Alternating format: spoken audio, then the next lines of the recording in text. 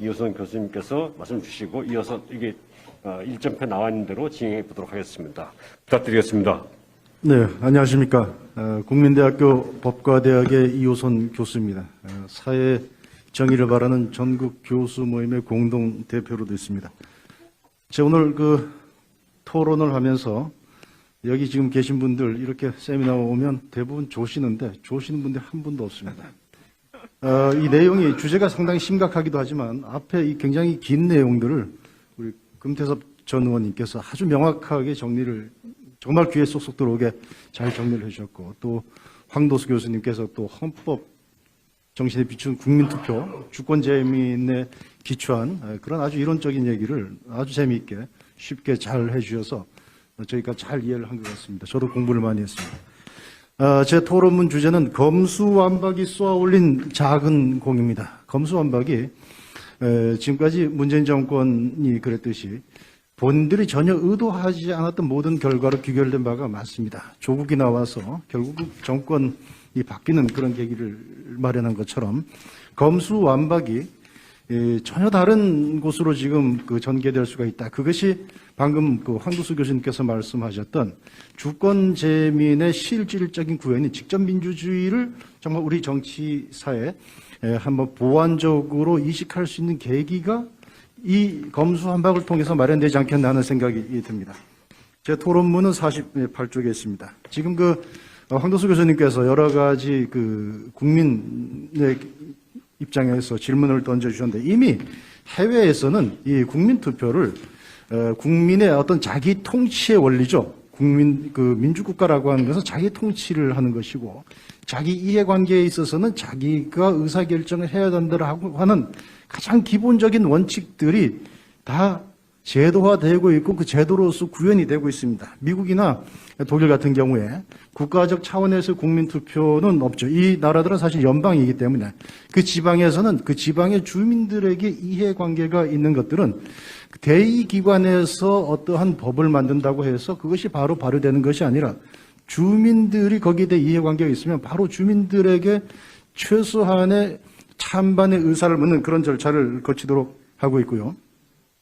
스위스 같은 경우에는 아예 일상적인 정치 과정으로서의 국민투표가 쓰이고 있습니다. 그래서 일반적인 법률에 대해서도 스위스도 이제 연방으로 되어 있죠. 이렇게 일정한 주민들 또 주에서 요구를 하게 되면 통과된 법에 대해서도 그 폐지를 묻도록 그렇게 하고 있습니다.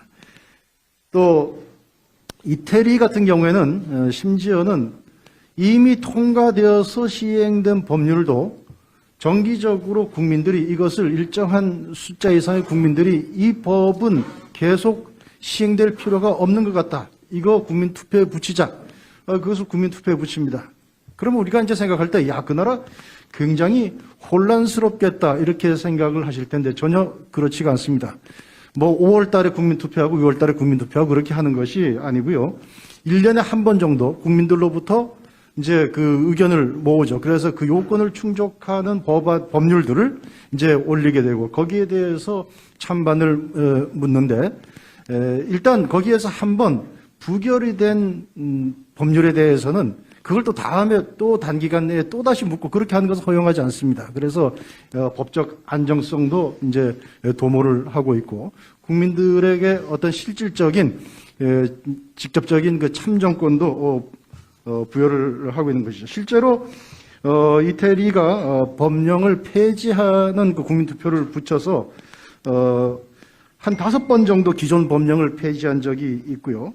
또 부결도 한 5번 되고 또 정족수 미달로 부결된 경우도 있습니다. 그래서 이 국민투표가 있는 국가들의 정장이 결코 혼란스럽지가 않습니다. 그리고 황도수 교수님께서 국민 발언권을 이제 말씀을 해주셨습니다만은 저는 개인적으로는 국민들에게 국민 발언권까지 주면 그건 정말 여러 가지 문제가 있을 것 같고 입법권을 존중하는 차원에서 입법부에서 통과된 법률에 대해서 국민들이 거부권, 비토권을 주는 한에 있어서는 굉장히 전국의 안정도 도모하면서 국민들의 의사도 실질적으로 반영될 수 있다. 저는 이제 그렇게 생각을 합니다.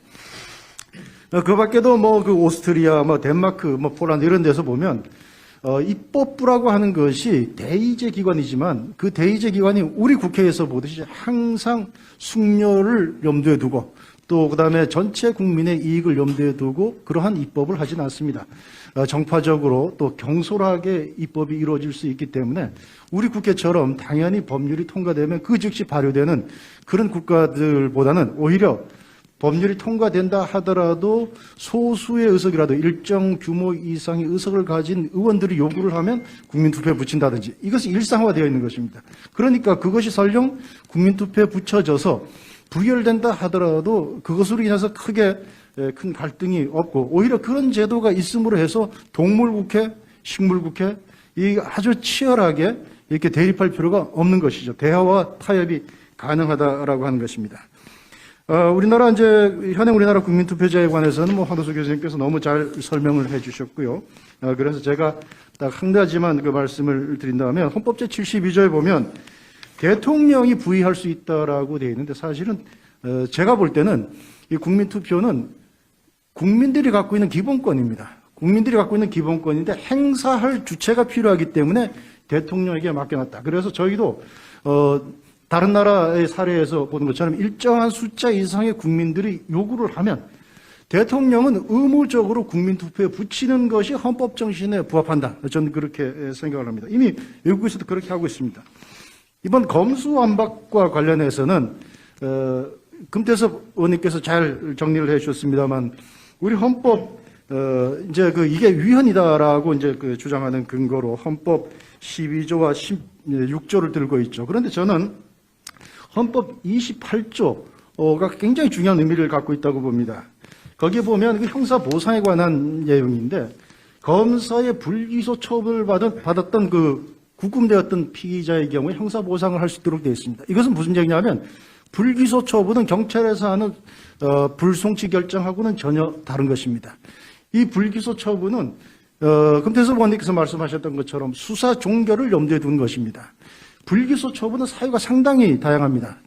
증거가 부족해서 무혐의인데 아니면 또 죄가 안 된다든지 이렇게 여러 가지 법률적인 판단을 하는 것이기 때문에 기소보다 불기소 처분은 준사법관인 검찰이 해야 되는 것이고 그러한 판단은 사건에 직접 접하지 않고선 내릴 수가 없는 것입니다. 따라서 헌법에 있는 불기소 처분이 명확하게 있는 이상 지금 검수완박 법안은 위헌을 만들 수가 없다. 그러면 국민투표로 돌아가서 국민투표의 대상이 되는 것이냐. 우리 헌법 제72조가 얘기하는 애국 국방 통일 기타 국가 안위에 관한 것인데 애국 국방 통일이라고 하는 것은 국가 바깥의 울타리 안보를 얘기하는 것입니다. 국가라고 하는 것은 두 가지의 기둥을 국민들에게 제공을 해줘야 되는 것이죠. 하나는 외적으로부터의 보호입니다. 그래서 우리가 우크라이나 사태에서 전쟁에서 보는 것처럼 외적이 쳐들어와서 국민의 삶이 절단나는 것 그걸 막아줘야 되는 것이 국가의 본연의 임무일 것이고 또 하나는 안에서는 가장 기본적으로 범죄로부터 선량한 국민들을 보호하는 것입니다. 두 다리 뻗고 두 발 뻗고 안심하고 잘 수 있어야 되는 것입니다. 그렇다고 하면 이 우리 헌법이 규정하고 있는 애국 국방 통일 그런 하나의 국가라고 하는 바깥 울타리를 염두에 두는 것이고 기타 아니라고 하는 것은 바로 내치, 바로 범죄로부터의 자유, 그 국가가 보호해 줘야 될 그런 것이죠. 그게 지금 형사사법 체계를 허물므로 인해서 위태로워지는 것이기 때문에 당연히 이것은 국가 안위에 관련되는 것이고 국민의 일상적인 삶과 관련된 것이기 때문에 헌법 72조에 따른 국민투표 부의 대상이 된다. 그리고 그 형식은 아까 황도수 교수님께서 말씀하시고 또 이태리 같은 나라에서 하듯이 이번에 만약에 이제 그 법안이 통과되면 법률 1, 2, 3, 4, 5 형사소송법은 이를 폐지한다. 이걸 올려서 찬성되면 그 투표 확정과 동시에 그것은 주권자인 국민의 의사가 바로 확정되는 것이기 때문에 그 자리에서 그 법은 없어지는 것이고 종전 법률대로 이제 간 것이죠. 자, 그런데 어제 이제 갑자기 중앙선관위에서 이것은 국민투표법이 지금 불구화됐다. 헌법 불합치 결정을 받아서 이거 국민투표에 부의할 수 없다. 이런 얘기를 해서 부랴부랴 제가 있는 정교모에서 밤에 제가 이제 선관위의 그런 입장이 대단히 잘못됐다라고 하는 점을 정리를 해서 성명서로 이제 발표를 했습니다. 그리고 그 내용을 가지고 선관위의 그런 해석이 얼마나 잘못되었는가. 그리고 지금 심지어는 국민투표법을 개정하지 않고도 바로 국민투표할 수 있다라고 하는 것을 제가 간단하게 말씀을 드리겠습니다. 첫 번째로 선관위는 지금 우리 헌법에 의하면 선거 사무를 집행하는 기구지 헌법을 해석하는 기관이 아닙니다. 그리고 선관위가 이미 2019년에 자기들이 국회의원 선거구 획정에 관해서 이걸 원래 이제 국회의원 선거구 획정은 국회의원 선거 1년 전에 하도록 강행 규정을 만들어 놨습니다. 근데 그걸 안 지키니까 이게 무효야, 유효냐. 그걸 저희가 이제 선관위에 질의했을 때 선관위에서는 그건 우리가 해석할 사항이 아니다. 그것은 헌재에서 해석할 사항. 우리는 해석하는 기관이 아니다.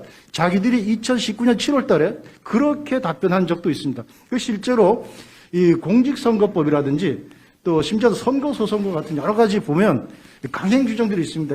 거기 보면 그 문자 그대로만 해석을 하면 그 기간 경과하면 당연히 무효일 것 같습니다. 그런데 여러분도 아시다시피 공직선거법 여태까지 법정기한 준수된 적이 하나도 없이 그대로 다 어겨가지고 국회의원 선거했습니다. 만약에 선관위의 논리대로라면 지금 국회의원들은 다 지금 자격 없는 것입니다. 지금 선거소송 같은 거 다 지금 다 기한 다 위반하는 것이죠. 그 다음에 선관위에 대해서는, 그리고 이게 만약에 헌법 불합치를 받은 그런 규정을 가지고 선거인 명부를 만들었다. 그러면 선관위는 그걸 따르면 되는 것입니다. 그걸 따라서 국민투표를 하는 것이고, 그러면 그 국민투표가, 헌법 불합치 받은 그런 조항을 근거로 해서 선거인 명부를 만들고 국민투표를 했어? 이거는 문제가 있다라고 하면 그건 어디서 따지냐? 국민투표법에 의하면 그것은 대법원에서 심사하도록 되어 있습니다. 그러니까 이게 잘했다, 못했다, 법률적으로 유효다, 무효다라고 하는 것은 대법원에서 최종적으로 판단하는 것이지 사전에 선관위가 하는 것은 아니다. 그리고 선관위에서는 국민투표를 관리할 책임이 있을 뿐이고 거부할 권한 당연히 없는 것이고요. 만약에 그렇다 그러면 헌법에서 규정된 국민투표 국민들이 이제 행사할 수 있는 국민투표권을 선관위가 하위 법령의 그 불비를 이유로 해서 그것을 마비시키는 아주 이상한 헌정 중단의 사태가 온다. 그리고 선관위라고 하는 것이 그런 식으로 해석하면 헌법상의 대통령의 권한을 넘어서는 것이 되는 것입니다. 대통령에게 부의할 수 있는 것이고 헌재 부분적 불합치 결정이 대통령의 고유 권한을 침해할 수 있도록 선관위에다가 그런 권한을 주는 것은 절대 아닙니다. 그리고 중앙선관위의 그 사고방식은 헌법 불합치 결정을 내린 헌법재판소의 정신하고도 완전히 배치되는 것이죠. 헌재가 불합치 결정을 내린 이유는 뭐냐 하면 그 재외선거인, 여기서 재외선거인은 국내에 주민등록지는 당연히 없고 심지어는 국내에 거소도 없고 그냥 외국에 살고 있는 사람들입니다. 외국에 살고 있는 사람들인데도 그 사람들에게 투표권 안 주는 게 이게 위헌이다. 그래서 이거 헌법 불합치 결정을 내렸다고 하면 하물며 대한민국 영토 안에서 우리 세금을 내고 더구나 검수완박 같은 경우에는 범죄가 어디서 저질러지고 어디서 수사받고 어디서 재판받습니까? 다 우리한테 돌아오는데 그 제외 외국인에게 투표권을 그것을 줘야 된다라고 하는 헌재의 결정을 존중한다 그러면 당연히 국민에게 국민투표권이 인정이 돼야 되는 것이죠. 이제 헌재의 논리는 이게 참 기가 막힌 것이 재외 선거인에게 투표권이 없으니까 우리 5천만도 지금 투표하지 말자 있다고 얘기입니다. 그 말이 됩니까? 그리고 그 헌재 결정이라고 하는 것이 지금 8년 전에 이루어졌습니다. 여러분 잘 알다시피 간통죄 처벌에 대해서 이게 합헌하다가 계속해서 이제 바뀌어진 거죠. 헌재 결정이라고 하는 것은 이게 늘 고정불변이 아닙니다. 변화되는 것입니다. 따라서 지금 헌법 불합치 결정이 있다 하더라도 거기에 따라서 국민투표는 실시하고 그것이 과연 유효인지 무효인지는 국민투표법에 따라서 대법원이 결정하도록 하면 되는 것입니다. 그리고 선관위가 들고 있는 헌재 결정 자체가 그게 모순입니다. 그 헌법재판소 결정이라고 해서 우리가 지고지선배로 생각할 필요가 없습니다. 그때 헌재에서 무슨 결정을 했냐 하면 국회의원 선거, 대통령 선거에서는 그게 위헌이라고 그랬습니다. 왜? 국회의원 선거, 대통령 선거는 정해져 있습니다. 그 선거 사무를 그거는 예측하고 할 수가 있습니다. 그런데 국회의원 재보궐선거에 대해서는 재외선거인에게 투표권 안 줘도 괜찮다. 합헌이라고 그랬어요. 왜? 재보궐선거는 언제 생길지 모르잖아요. 그러니까 그건 투표 사무를 할 수가 없어요.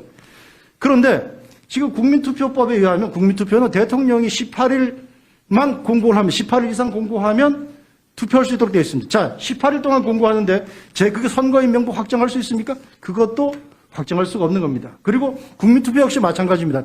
재보궐선거처럼 언제 어떤 사유로 국민투표에 부여할지 모르는 것이죠. 이런 점을 보면 이 헌재 결정이라고 하는 것은 그 자체가 지킬 수가 없는 법을 그 결정을 헌재가 내린 거예요. 지금 공직선거법상 제외선거인 선거 명부는 선거일 전 30일 전까지 확정하도록 되어 있습니다. 이것하고 완전히 모순이죠.